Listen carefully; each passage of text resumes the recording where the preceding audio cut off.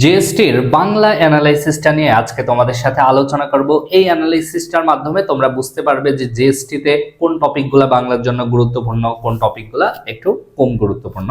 তো এখানে খেয়াল করো, প্রথমেই দেখো সবাই যেটা বলে আমিও সেটাই বলবো যে এই যে দেখো বাংলা ফার্স্ট পেপার, ঠিক আছে, তোমাদের গদ্যাংশ। তো গদ্যাংশ থেকে দেখো গত বছর কিন্তু 24-25 সেশনে 2টা প্রশ্ন আসছে, 23-24 সেশনে 7টা প্রশ্ন আসছে, 22-23 সেশনে 9টা প্রশ্ন আসছে এবং 21-22 সেশনে কিন্তু 6টা প্রশ্ন আসছে। তার মানে গদ্যাংশ থেকে প্রতি বছরই এমন এভারেজ ধরতে গেলেও এখানে 4-5টা করে প্রশ্ন চলে আসছে। তারপরে দেখো এই যে পদ্যাংশ থেকে 24-25 সেশনে 4টা প্রশ্ন আসছে, 23-24 সেশনে 5টা প্রশ্ন আসছে, 22-23 সেশনে তোমার 6টা প্রশ্ন আসছে এবং 21-22 সেশনে 8টা প্রশ্ন আসছে। সুতরাং এই বাংলা প্রথম পত্র, ঠিক আছে, বাংলা প্রথম পত্র, এখান থেকে তুমি ধরে রাখো 2টা মিলাই নিম্নে তুমি 8, 9, 10, খুব বেশি হইলে 12 মার্কও পেতে পারো, ঠিক আছে। তারপরে দেখো নত্য সত্য বিধান থেকে কিন্তু গত বছরে একটা প্রশ্ন আসছে, তার আগের 2 বছর প্রশ্ন আসে না এবং 21-22 সেশনে কিন্তু একটা প্রশ্ন আসছে। সুতরাং নত্য সত্য বিধানটা তোমরা চাইলে পড়তে পারো। তারপরে দেখো ধ্বনি ও বর্ণ, ঠিক আছে, ধ্বনি ও বর্ণের টপিকটা গুচ্ছের জন্য যে কতটা গুরুত্বপূর্ণ সেটা তুমি এই অ্যানালাইসিসটা দেখলেই বুঝতে পারবে। দেখো গত বছর ধ্বনি ও বর্ণ থেকেই 6টা প্রশ্ন আসছে। সুতরাং ধ্বনি ও বর্ণ যারা ভালোভাবে পড়ে গিয়েছিল, যারা একটু অ্যানালাইসিস করে গিয়েছিল, তারা কিন্তু এইগুলার অ্যান্সার করতে পারছে। আর যারা ভাবছে ধ্বনি ও বর্ণ এটা নিয়ে তো প্রশ্ন তেমন আসবে না, তারা কিন্তু পরীক্ষার হলে যে হা হুতাশ করছে। তো দেখো তারপরে এই যে এখানে 23-24 সেশনেও 2টা প্রশ্ন আসছে, 22-23 সেশনে এখানে প্রশ্ন আসে না, 21-22 সেশনে 2টা প্রশ্ন আসছে। তার মানে তুমি বুঝতে পারছো তোমার বাংলা গ্রামারের ভিতরে ধ্বনি ও বর্ণটা কতটা গুরুত্বপূর্ণ। এখান থেকে কিন্তু জিএসটি তে প্রচুর প্রশ্ন করে, ঠিক আছে। তারপরে দেখো বাক্য শুদ্ধিকরণ দেখো তোমার 23-24 সেশনে একটা আসছে, 22-23 সেশনে একটা আসছে, 21-22 সেশনে আসে নাই বা 24-25 সেশনেও কিন্তু আসে নাই। তারপরে দ্বিরুক্তি শব্দ থেকেও তেমন একটা প্রশ্ন আসে না, গত বছর কিন্তু একটা প্রশ্ন আসছে দ্বিরুক্তি শব্দ থেকে, 23-24 সেশনে আসে নাই, 22-23 সেশনে আসে নাই, 21-22 সেশনে কিন্তু এখান থেকে একটা প্রশ্ন আসছে। তারপরে দেখো এই যে সহপাঠ, এই সহপাঠ অংশে দেখো 24-25 সেশন থেকে কিন্তু 2টা প্রশ্ন আসছে, 23-24 সেশন থেকে কিন্তু 5টা প্রশ্ন আসছে, 22-23 সেশন থেকে 6টা প্রশ্ন আসছে এবং 21-22 সেশন থেকে কিন্তু 3টা প্রশ্ন আসছে। সুতরাং সহপাঠটা তোমরা পড়বা, খুব ভালোভাবে পড়বা, কারণ এখান থেকে প্রশ্ন আসে। দেখো তুমি এমন এমন টপিকের নাম জানছো যেগুলা থেকে কিন্তু একদম প্রশ্ন আসবে, মানে তুমি শিওর 100% যে এই টপিকটা আমি পড়বো আর এখান থেকে প্রশ্ন আসবে। সুতরাং যেই টপিকগুলো আছে এমন যে এখান থেকে প্রশ্ন আসবেই, এইগুলা কিন্তু মিস করা যাবে না, এইগুলা খুব ভালোভাবে পড়তে হবে, ঠিক আছে। বাংলা প্রথম পত্র, তার সাথে এই যে সহপাঠটা পড়তে হবে। তারপরে দেখো কবি পরিচিতি ও সাহিত্যকর্ম, তো কবি পরিচিতি ও সাহিত্যকর্ম থেকে 24-25 সেশনে 3টা প্রশ্ন আসছে, 23-24 সেশনে একটা প্রশ্ন আসছে, 22-23 সেশনে একটা প্রশ্ন আসছে এবং 21-22 সেশনে কিন্তু 2টা প্রশ্ন আসছে। তো কবি পরিচিতি ও সাহিত্যকর্ম তোমাদের বইয়ে যেইগুলো আছে সেইগুলোতেও অবশ্যই খুব ভালো করে পড়বা। তাছাড়া যেইগুলো একটু গুরুত্বপূর্ণ আছে এইগুলো একটু দেখে নিবা, ঠিক আছে। তারপর দেখো বাংলা উচ্চারণের নিয়ম থেকেও প্রতি বছর প্রশ্ন আসে, একদম এভারেজ দেখো প্রতি বছর নিম্নে একটা করে তুমি এখান থেকে কমন পাবাই। তো 24-25 সেশনে দেখো 2টা প্রশ্ন আসছে, 23-24 সেশনে একটা প্রশ্ন আসছে, 22-23 সেশনে একটা প্রশ্ন আসছে, 21-22 সেশনেও কিন্তু একটা প্রশ্ন আসছে। তারপর দেখো এই যে বাংলার বানান শুদ্ধিকরণ, যেমন মুমূর্ষ, এমন ধরনের যে বানানগুলো আছে এইগুলা থেকে কিন্তু প্রশ্ন আসে। তো 24-25 সেশনে দেখো 3টা প্রশ্ন আসছে, 23-24 সেশনেও কিন্তু 2টা, তারপরে 22-23 সেশনে একটা এবং 21-22 সেশনে কিন্তু এখান থেকে প্রশ্ন আসে না। এটা থেকে কিন্তু দিন দিন মানে প্রশ্ন করা শুরু করছে জিএসটি তে, কিন্তু এটা থেকে প্রশ্ন কমন পাবে শিওর। তারপরে দেখো পদ প্রকরণ, ঠিক আছে। পদ প্রকরণের ভিতর দেখো গত বছর 24-25 সেশনে 3টা আসছে, 23-24 সেশনে 3টা আসছে। তার মানে বুঝতে পারছো যে এই টপিকটাও কিন্তু গুরুত্বপূর্ণ, ঠিক আছে। এই ফার্স্ট পেজে আমি যে টপিকগুলো তোমাদেরকে দেখালাম এইগুলা কিন্তু মিস করা যাবে না, এইগুলাই মিস করলে জিএসটির যে পরীক্ষাটা হবে সেখানে কিন্তু তুমি খুবই বাজে একটা রেজাল্ট করবে বাংলায়। কিন্তু তুমি যদি একটু ভালোভাবে পড়াশোনা করো, একটু অ্যানালাইসিস করে পড়াশোনা করো, তাহলে আমি তোমাকে বলছি যে জিএসটি তে তোমার 30+ মার্ক তোলা সম্ভব, খুবই ইজি, ঠিক আছে, বাংলায় 30+ মার্ক তোলা খুবই ইজি। একটু বুঝে শুনে পড়তে হবে, একটু স্মার্টলি পড়াশোনাটা করতে হবে।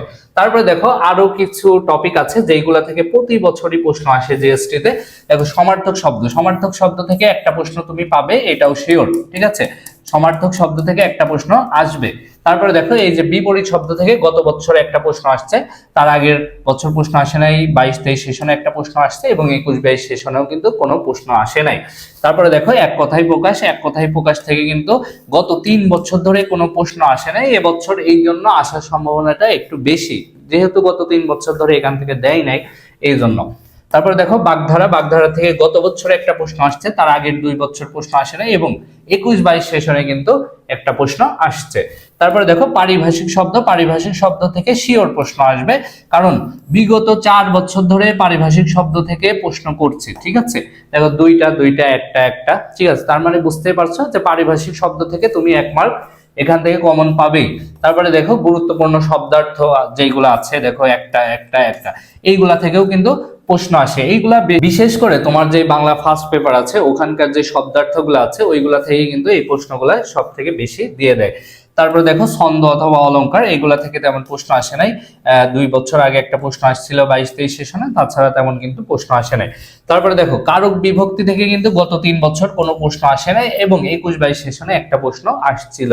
তারপরে দেখো প্রকৃতি ও প্রত্যয়, প্রকৃতি ও প্রত্যয় সবাই ভুল করে, বিশেষ করে অ্যাডমিশন স্টুডেন্টরা বেশি ভুল করে, কিন্তু দেখো জিএসটি তে প্রকৃতি ও প্রত্যয় থেকে কিন্তু গত 3 বছরে কোনো প্রশ্ন আসে নাই, সুতরাং এখানে চিন্তা করার কোনো কারণ নাই।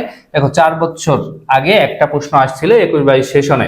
তারপরে দেখো ক্রিয়াল কাল, এইগুলা থেকে দেখো কোনো প্রশ্ন আসে নাই, সুতরাং এই টপিকটা তুমি একদম বাদই দিয়ে দিতে পারো জিএসটির জন্য। তারপরে দেখো আর কি আছে, আর 2-একটা টপিক আছে এখানে। দেখো বাংলা উচ্চারণের নিয়ম, তো এই বাংলা উচ্চারণের নিয়ম দেখো 24-25 সেশনে 2টা আসছে, 23-24 সেশনে একটা, 22-23 সেশনে একটা, 21-22 সেশনে একটা, সুতরাং এই বাংলা উচ্চারণের নিয়ম থেকে কিন্তু প্রশ্ন আসবেই, ঠিক আছে। এই টপিকটা মিস করে জিএসটির পরীক্ষার হলে যাওয়া যাবে না, এই টপিকটা কিন্তু তোমাকে ভালোভাবে শিখে যেতে হবে। তারপরে দেখো উপসর্গ, উপসর্গ থেকে গত বছর প্রশ্ন আসে নাই, তার আগের 3 বছর পর পর প্রশ্ন আসছে, সুতরাং উপসর্গটা গুরুত্বপূর্ণ, উপসর্গটা তোমরা একটু দেখে যাবা। কিন্তু উপসর্গ থেকে এখন একটু ডিপ প্রশ্ন করা শুরু করছে, ঠিক আছে, যে এই উপসর্গের আসলে অর্থটা কি, এই ধরনের প্রশ্ন করা শুরু করছে, তো এইগুলো একটু দেখবা। তারপর দেখো সমাস, সমাস থেকে 24-25 সেশনে প্রশ্ন আসে নাই, তার আগের 3 বছর কিন্তু পরপর একটা একটা এবং 2টা 21-22 সেশনে কিন্তু 2টা প্রশ্ন আসছিল। তো সমাস টপিকটাও তোমরা একটু ভালোভাবে দেখবা, ঠিক আছে। আসলে সমাসটা কিন্তু একটা ব্যাকবোন বলতে পারো বাংলা গ্রামারে, সুতরাং সমাস টপিকটা তুমি না পড়ে পরীক্ষার হলে যে ওখানে একটা ধরা খেয়ে যেতে পারো, সুতরাং সমাসটা তুমি পড়বা। তারপরে দেখো বাক্য উপকরণ, বাক্য উপকরণ থেকে 24-25 সেশনে কোনো প্রশ্ন আসে নাই, 23-24 সেশনে কোনো প্রশ্ন আসে নাই, 22-23 সেশনে একটা প্রশ্ন আসছে এবং 21-22 সেশনে কিন্তু কোনো প্রশ্ন আসে নাই। এই ছিল তোমার বাংলার যে প্রশ্নগুলো আছে সেটার অ্যানালাইসিস। তো এই অ্যানালাইসিসটা যদি তুমি ফলো করো তাহলে কিন্তু তুমি আগে থেকেই বুঝতে পারবা যে কোন জায়গা থেকে প্রশ্ন দেয়, এই জায়গা থেকে এই কয়টা প্রশ্ন আমি পাইতে পারি, এই জায়গা থেকে এই কয়টা প্রশ্ন পাইতে পারি, তুমি কিন্তু আগেই বুঝতে পারবা। কারণ এখানে দেখো তুমি 2 লাখ স্টুডেন্টের মাঝখান থেকে মাত্র 5,000 বা 6,000-এর ভিতরে আসতে যাচ্ছ, সুতরাং এখানে তোমাকে একটু অ্যানালাইসিস করে পড়তে হবে, একটু প্ল্যান মাফিক পড়তে হবে, একটু প্ল্যান মাফিক দাগাইতে হবে। অনেকজন দেখাচ্ছে অনেক পারে কিন্তু পরীক্ষার হলে দাগাই কম, ঠিক আছে, আমিও এমন স্টুডেন্ট পাইছি। তো চট্টগ্রামের একটা স্টুডেন্টের কথা যদি শেয়ার করি, সে প্রথম দেখায় যে 48টা কমন পাইছে, মানে প্রথমে একবার প্রশ্ন দেখে টানা 48টা কমন পাইছে, কিন্তু সে দাগায় আসছে মাত্র 64টা। পরে কিন্তু তার সিরিয়ালটা চট্টগ্রামে আসে নাই, কিন্তু পরে আবার রাজশাহী বিশ্ববিদ্যালয়ে শিখাই টিকাই দিয়েছে যে এমন ভাবে দাগাবা, এই কয়টা দাগাবা, পরে কিন্তু রাজশাহী বিশ্ববিদ্যালয়ে সে চান্স পেয়েছে।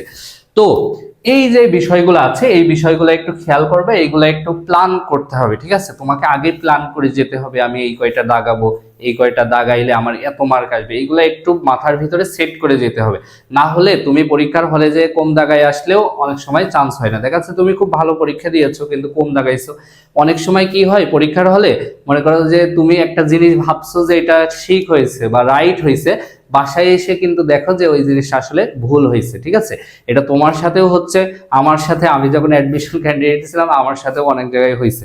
তো এই বিষয়গুলোর জন্য একটু প্ল্যান মাফিক পড়াশোনা করতে হয়। তো আমরা একটা কোর্স সেরেছি GST confirm final revision batch. তো এই ব্যাচে যারা এখনো ভর্তি হও নাই তারা দ্রুত ভর্তি হয়ে যাও, কারণ এই ব্যাচের ক্লাস কিন্তু অলরেডি শুরু হয়ে গেছে, কিন্তু ক্লাসগুলো রেকর্ডেড আছে। তোমরা যারা এখনো ভর্তি হতে যাও তারা এই রেকর্ডেড ক্লাসগুলো করে নিতে পারবে। আমাদেরকে 24 ঘন্টা, ঠিক আছে, 24 ঘন্টা যখন ইচ্ছা আমাদেরকে মেসেজ দিয়ে তোমার প্রবলেম সলভ করতে পারবে। যে কোনো সমস্যা তোমার জিএসটি সম্পর্কিত সকল কিছু কিন্তু আমরা সলভ করে দেবো এবং সর্বোচ্চ সাপোর্ট দেবো ইনশাল্লাহ। তো এই যে ব্যাচটা আছে এই ব্যাচে দেখো 50টি লাইভ ক্লাস পাবে। দেখো তোমাদের 60 দিন সময়, 60 দিনে তুমি 50টা লাইভ ক্লাস পাচ্ছ, 10 দিন পাচ্ছ না, কারণ এর ভিতরে আমাদের একটু ভোট আছে, ঈদ আছে, ঠিক আছে, এইখানে দেখাচ্ছে 4-5 দিন করে আমরা একটু গ্যাপ দেবো। বাদ বাকি প্রতিদিন কিন্তু তুমি একটা করে লাইভ ক্লাস পাবে। এই লাইভ ক্লাসের সাথে তুমি আরো পাচ্ছ 50টা শীট, মানে প্রতিটা ক্লাসের সাথে একটা করে শীট পাবে। এবং এই শীটের সাথে শুধু 50টা শীট না, এই শীটের সাথে তুমি বাংলা, ঠিক আছে, বাংলা এবং এই যে ইংলিশ মেমোরাইজিং, এই বাংলা ইংলিশ মেমোরাইজিং আইটেম থেকে কিন্তু তোমাদের 50%, ঠিক আছে, 50% প্রশ্ন আসবে। একদম এখনই বলে দিলাম, জিএসটির বি ইউনিটে বাংলা ইংলিশের মেমোরাইজিং আইটেম থেকে 50% প্রশ্ন আসবে এবং গ্রামার বাংলা প্রথম পত্র ওইগুলা মিলাই কিন্তু 50% প্রশ্ন আসবে। সুতরাং এই যে মেমোরাইজিং আইটেমগুলো আছে এইগুলা দেখাচ্ছে অনেকজন এখানে দুর্বল থাকে, তো আমরা কিন্তু এখানেও শীট প্রদান করছি। প্রতিটা ক্লাস শেষে তুমি একটা করে বাংলার মেমোরাইজিং শীট পাবে এবং ইংলিশেরও মেমোরাইজিং শীট পাবে। তো এমন ভাবে তুমি রুটিন মাফিক যদি আমাদের সাথে পড়াশোনা করো ইনশাল্লাহ তুমি জিএসটিতে একটা সিট কিন্তু কনফার্ম করতে পারবে। আর শুধু পড়াশোনা না, তার সাথে দেখো এখানে 120টা এক্সাম আছে, ঠিক আছে। এই কয়দিনে যদি তুমি প্রতিদিন 2টা একটা করে এক্সাম দিতে থাকো তাহলে বুঝতে পারছো যে তোমার মোটামুটি কিন্তু 2 থেকে 2,500 মতো এমসিকিউ সলভ হয়ে যাবে। তো যখন তোমার 2 থেকে 2,500 এমসিকিউ সলভ হয়ে যাবে সেখান থেকে তুমি একদম কম করে ধরলাম যে 100টায় কি 70টা কমন পাবা না 2,500 এমসিকিউ সলভ করার পরে জিএসটির, তো ইনশাল্লাহ পাবা। তার সাথে দেখো আরো আছে যে তোমাদের মডেল টেস্ট নেওয়া হবে, ইংলিশ বাংলা জিকে একসাথে মিলাই কিন্তু মডেল টেস্টগুলা নেওয়া হবে, যেগুলা থেকে ইনশাল্লাহ জিএসটিতে কমন আসবে। তো এখনো যারা ভর্তি হও নাই তারা আমাদের কোর্সে দ্রুত ভর্তি হয়ে যাও, আমরা কিন্তু তোমাদের জন্য যা কিছু দরকার সবকিছু করতে প্রস্তুত আছি। এখানেই শেষ করছি, আল্লাহ হাফেজ।